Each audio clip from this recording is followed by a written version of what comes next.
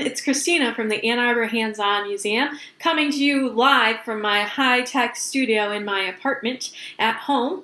And today we're going to be doing an activity called Imagining Life. And what we're going to do is think about what life might look like on other planets. But first, we're going to learn some important vocabulary and talk about animals on Earth to help you get started thinking about what your imaginary animal might look like.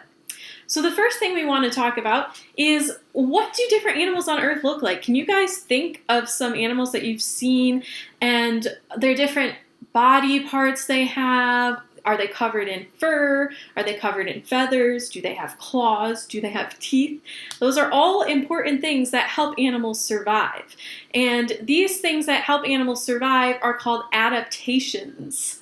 Adaptations are something that helps an animal survive in its environment or its surroundings, the things that are around it, its habitat.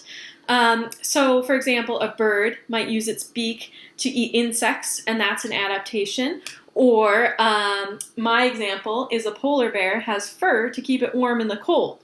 The other things that adaptations can do is they can be camouflage, so they can help the animal hide or blend into the environment so that other animals can't see it, and that can help it survive so that it doesn't get eaten or so that it can sneak up on other things and eat them. So my polar bear is white so that he can sneak up through the snow to eat the other animals in the Arctic. Can you think of any animals that have camouflage that you've seen? It could be something you've seen at home or something you've seen on TV. For example, tigers with their stripes, what do you think those do? Or the color of the birds that you see outside your window, are they a certain color because it helps them blend in?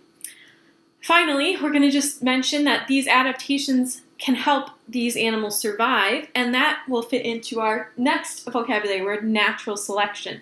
So, animals that survive are animals that go on to have babies, and those babies go on to have babies and so on. So the only animals that survive are the only ones that get to reproduce, and that is natural selection at work. The animals with good adaptations that help them survive will pass on their genes to their children, and the ones that don't, unfortunately, end up not passing that on. And so over many, many years, all these changes add up and create an animal that's really built to survive in its environment. So my polar bear lives in a very cold environment. He has thick fur. He has a fat layer to keep him warm in the cold. He's white so he can blend in and sneak up on animals. He has claws to help him grip the ice and hunt his prey. And he has a lot of teeth to help him tear into the things that he's eating, as well as a big nose which helps him smell to sniff out the things he needs to eat. So these are all adaptations that help our polar bear survive. If our polar bear was on another planet, what would he do? If it was really hot, he might not be able to survive anymore. If there was nothing for him to eat, he would be in trouble. So I want you at home to think about, imagine another planet. Choose what type of environment it is. Is it hot? Is it cold?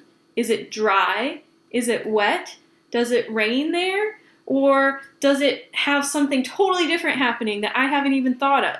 It's up to you to decide, and then decide, what does your animal need to survive on this crazy planet? Does it need fur? Does it need feathers? Does it need weird spikes? Does it need teeth, claws? Or does it just need a giant fin? It's all up to you, and I really want to see your ideas and your drawings, and I'm going to... So share with us on Facebook or Instagram.